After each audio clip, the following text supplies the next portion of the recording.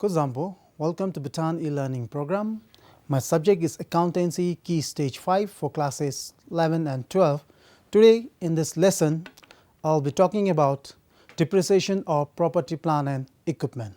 In the earlier lesson, we have already learned about what is property, plant and equipment, and we have also learned that the acronym for property, plant and equipment, in short, we call it as PP&E. Now, before going to the actual depreciation meaning, definition and all, just look at this graph out here, presented in this slide out here. Now, when you look in this graph, you can find out that the value of an item is decreasing. You have 3 bar graphs, and on that 3 bar graphs, the line is declining. So, it means that a value of an item is decreasing. So, let us try to look into details, meaning of depreciation. Let's see the definition of depreciation. As per Bhutan Accounting Standard 16, they have defined depreciation as the systematic allocation of the depreciable amount of the property, plant and equipment over its useful life. Here, this definition means that the value of property, plant and equipment gradually decreases over its estimated useful life. In this definition, we have to know 3 important parameters, which are depreciable amount, useful life and systematic allocation. Now, from this slides onwards, we will look into the details of these 3 important parameters. First one is depreciable amount. Let us see what exactly is depreciable amount. So, depreciable amount is the cost of an asset less its residual value. Now, here we have got 2 important points out here to know that in order to find depreciable amount, we have to calculate the cost of an asset, and we also have to find out the residual value of that particular asset. Regarding cost, we have learned this in the earlier lesson itself under property, plant and equipment, how to identify or calculate the cost of an asset. Now, here I will not talk much about the cost of an asset. Let us look into what exactly is residual value.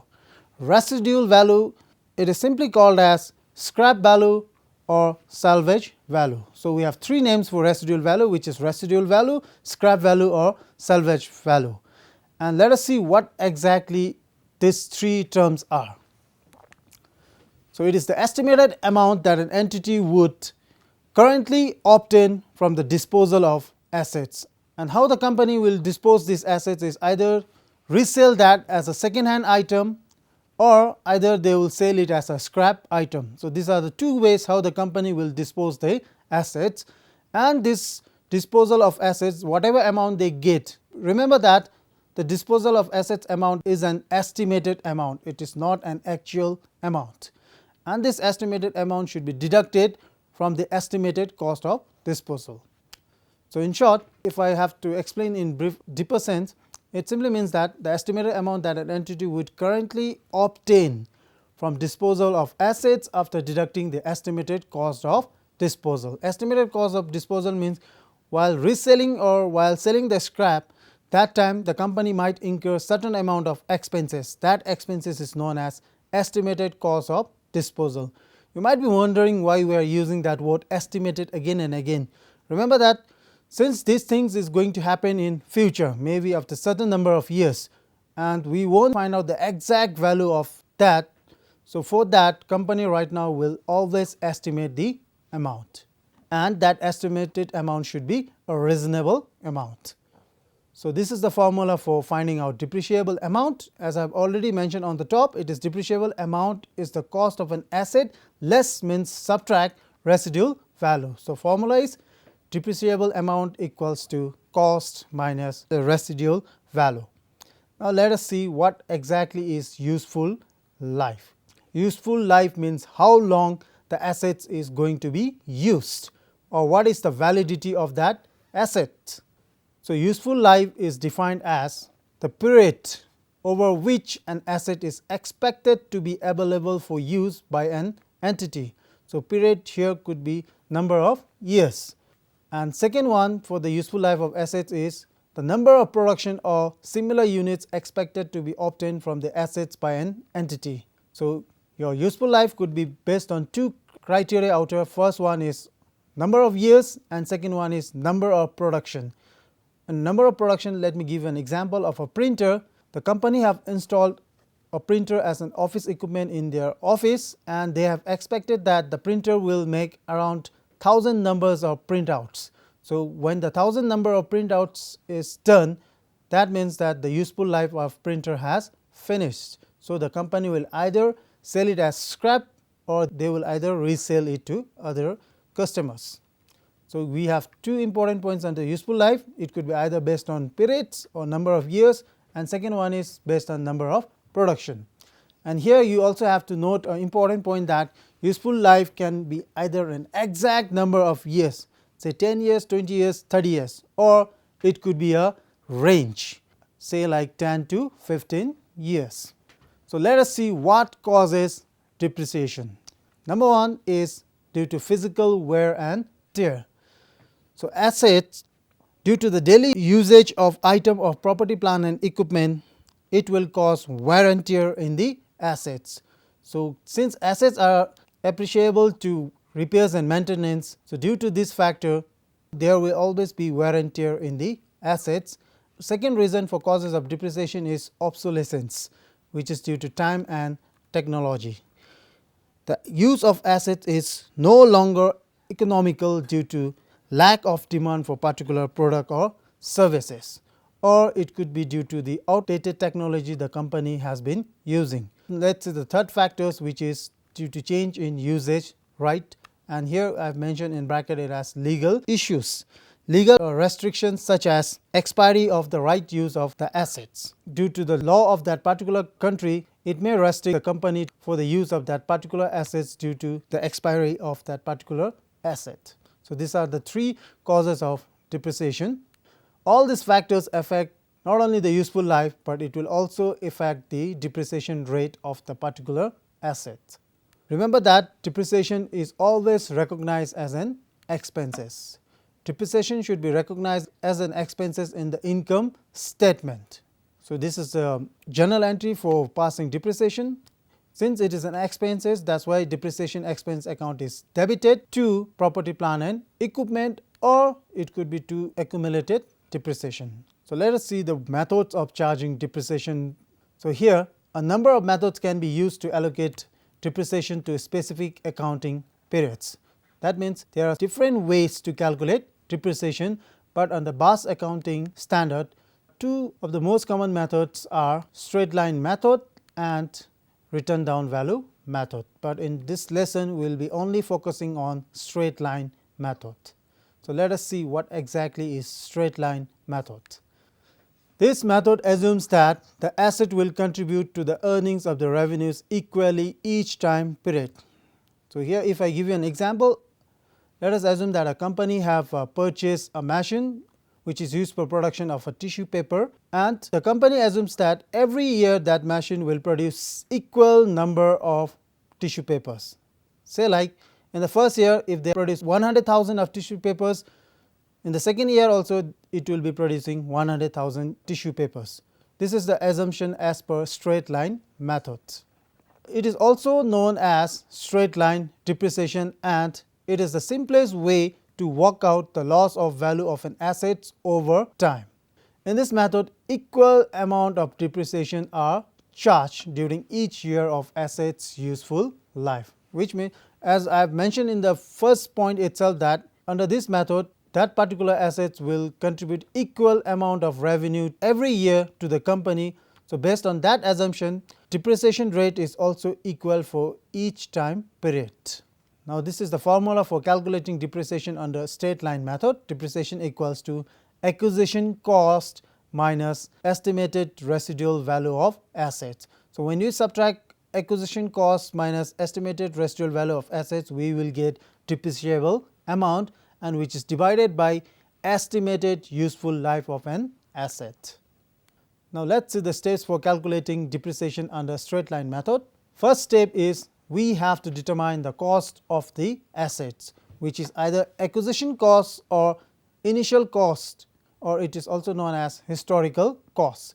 First step is we have to determine the cost of the asset. Step number 2 is we have to subtract the estimated residual value of the assets from the cost of the asset to get the total depreciable amount. Remember that we have already learned in the earlier slides that depreciable amount equals to cost minus residual value. So in step 2 we will be doing that, and in step 3 we have to determine the estimated useful life of the assets, and in step 4 divide the total in step 2. What we have found out in step 2? We have found out depreciable amount, and that depreciable amount need to be divided by whatever amount we have got in step 3. Let us see what is in step 3. Step 3 is the estimated useful life of assets. Now here, in order to get depreciation amount, we have to divide depreciable amount, which in step 2, by the estimated useful life of an asset in step 3. Again the formula: acquisition cost minus estimated residual value of assets. It is called as depreciable amount, which need to be divided by estimated useful life of an assets. This is the case when there is estimated residual value of an asset. Sometimes company might not estimate the residual value of assets, and during that time how to get the depreciation amount is depreciation equals to acquisition cost. Here the acquisition cost itself will be treated as depreciable amount, which is divided by estimated useful life of an asset. So in the bracket I have written here, if no RV, RV means residual value, is given. If the company have not estimated any residual value, during that time we have to use this formula, which is depreciation equals to acquisition cost divided by estimated useful life of an assets. Hope you are clear with the steps for calculating depreciation under straight line method. Now to make more clear, let us see one activity or questions out here. Before that, let us go through this carrying amount of an assets. What exactly is carrying amount of an assets? Carrying amount is defined as the amount at which an asset is recognized or recorded in the books of accounts after deducting any accumulated depreciation and accumulated impairment losses. And this carrying amount is also called as book value of the assets. So formula for finding carrying amount equals to cost minus accumulated depreciation plus impairment losses if there is any. Now let us look into the activity for finding depreciation under straight line method. Let us go to this question. Truk Engineering Private Company Limited purchased a furniture for Nilton 100,000 on 1st January 2015, and they have incurred transportation cost of Nilton 10,000 with an estimated salvage value of Nilton 20,000 and the useful life of 5 years. Now they have asked us to calculate the amount of depreciation of furniture for each year for the next 4 years. So here please remember all those steps that I have already covered. Step number 1 is we have to determine the cost, and remember that cost is not only the purchase price, it will also include directly attributable cost. We have to add that. And step number 2 is we have to find out depreciable amount, and how to find out depreciable amount is subtract the cost minus the estimated salvage value.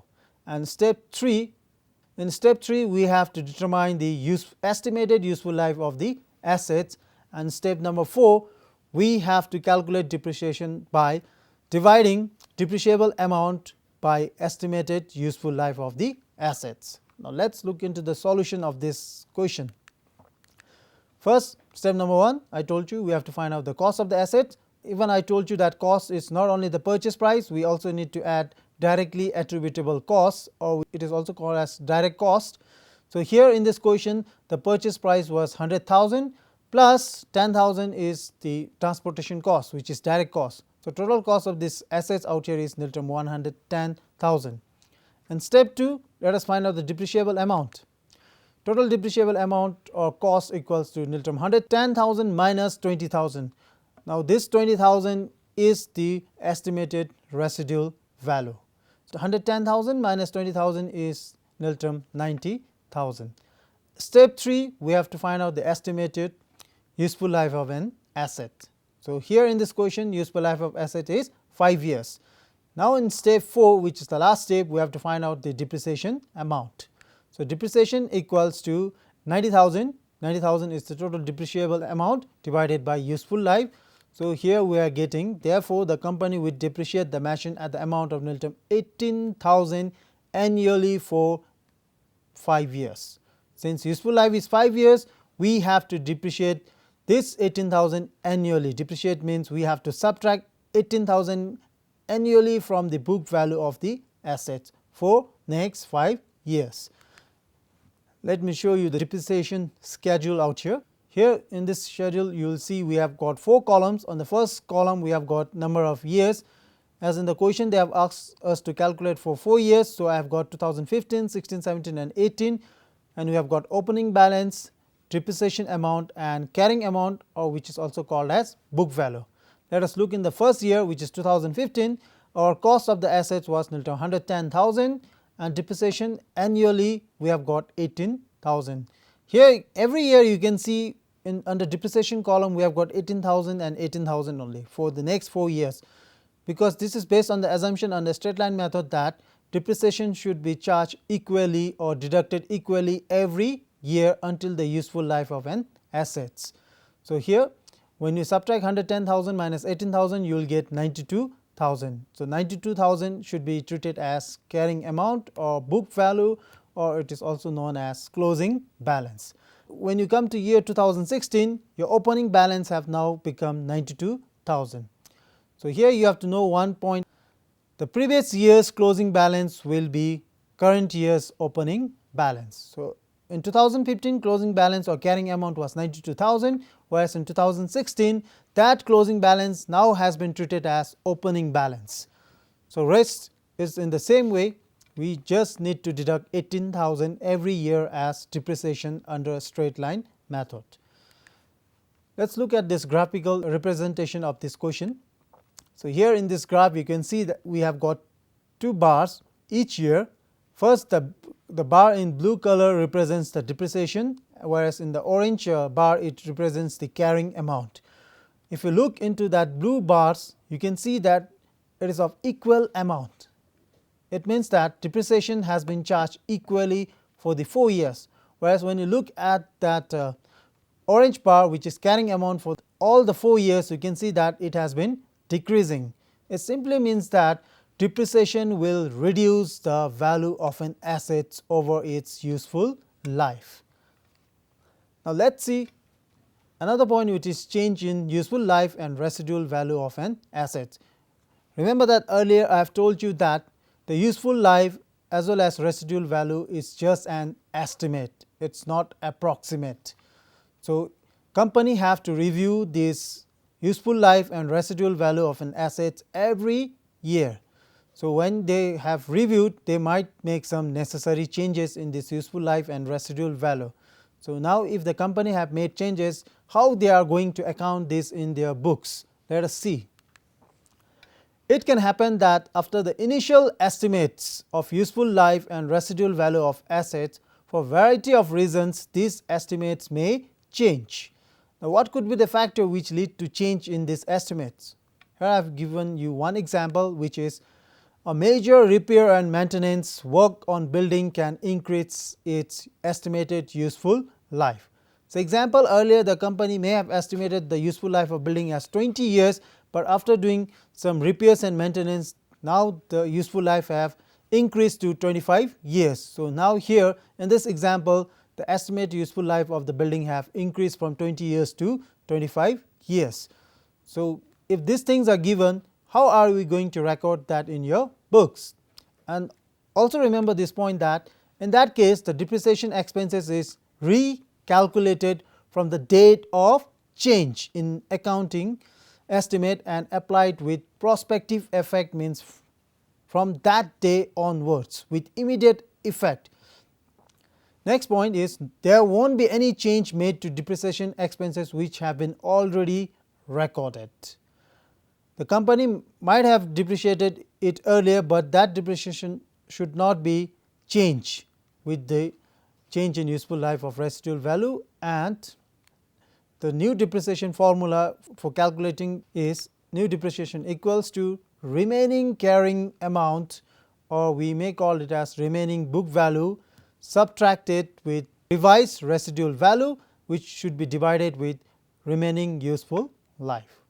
Let us see an activity based on this change in useful life of an assets and estimated salvage value. Here in the question it says that a company on 1st of January 2019 acquired an item of property, plant and equipment worth of 220,000. Following the past trend, the company management estimated 5 years useful life of the assets. It was also estimated that assets on its disposal after its useful life would fetch a residual value of 20,000. All property, plant and equipment at the company are depreciated on straight line basis. So here we have got all the required information, which is cost of the asset is given, which is 220,000. The estimated useful life of assets is given as 5 years and estimated salvage value is given as 20,000. Now let us look in the second part of the question. On 31st of December 2019, which is exactly after 1 year or exactly at 1 year, on 31st December, the company management reviewed the useful life of the assets to 3 years with an estimated residual value of 12,000. Earlier it was 5 years, now they have reviewed or changed it to 3 years, and earlier the salvage value was 20,000, now they have decreased it to 12,000. Now how are we going to account this, or how are you going to record this? Let us look into the solution of this part. Your question is asking us to calculate the amount of depreciation expenses for 2020, 2021 and 2022, that means for 3 years. First we have to do calculation for the depreciation before there was any changes. The PP or property, plant and equipment's original cost was 220,000. Let us calculate the depreciation for 1 year. So depreciation for 2019 we have got it as 40,000. Now let us see how we got this 40,000. Remember the steps for calculating depreciation. First we need to have cost, and cost should be subtracted with residual value, and whatever amount we get is called as depreciable amount, and that depreciable amount should be divided with estimated useful life. So here our cost was 220,000, our residual value was 20,000. When you subtract these two we are getting 200,000, and useful life earlier before the change was 5 years. So when you divide 200,000 by 5 we are getting 40,000. Now the carrying amount of property, plant and equipment will become 180,000, which is 220,000 minus 40,000, which is cost minus your depreciation amount will give you your carrying amount or book value of property, plant and equipment. Now the second part is they have provided us the change in the residual value and useful life. Let us see how it is done now. Given the reassessment of the useful life and residual value, the depreciable amount at the end of 2019 equals to 168,000. Now how we got 168,000 is, earlier our carrying amount was 180,000 minus 12,000. Now this 12,000 is the estimated changed value of residual amount or salvage value. So we have to subtract 180,000 minus 12,000, then we will get 168,000. Now this will be treated as depreciable amount. Now to get the depreciation amount or charges for the next 3 years, which is for 2020, 2021 and 2022, every year the depreciation amount will be 56,000. And how we got this 56,000 is by dividing the depreciable amount, which is 168,000, by useful life, which is 3 years. Remember earlier it was 5 years, now they have brought it down to 3 years. So when you divide 168,000 by 3 you will get 56,000, which means every year for 2020, 2021 and 2022 we have to subtract 56,000 from the book value of an asset.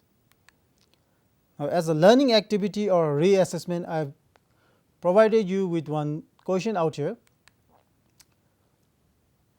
You can note down this question in the notepad. Happiness Engineering Private Company Limited purchased a plant and machinery costing 800,000 on 1st of January 2019 and incurred extra cost of 75,000 on import duties and installation charges. All property, plant and equipment are initially measured at cost and company uses straight line method. The expected residual value after 5 years is nil term 10,000. Calculate the amount of depreciation of plant and machinery for each year for the next 3 years, and you are also asked to show depreciation schedule. So, here in this question everything is provided, cost of the assets is provided, residual value is also provided, as well as the useful life of assets is also provided. So, you just need to calculate the depreciation amount for the next 3 years, which is for 2019, 2020 and 2021, and on top of that you are also supposed to provide depreciation schedule. Thank you everyone. Please carry on with this activity, and if you encounter any doubt or any problem, you can always inquire with your respective subject teachers. Until then, stay safe and take care. Thank you.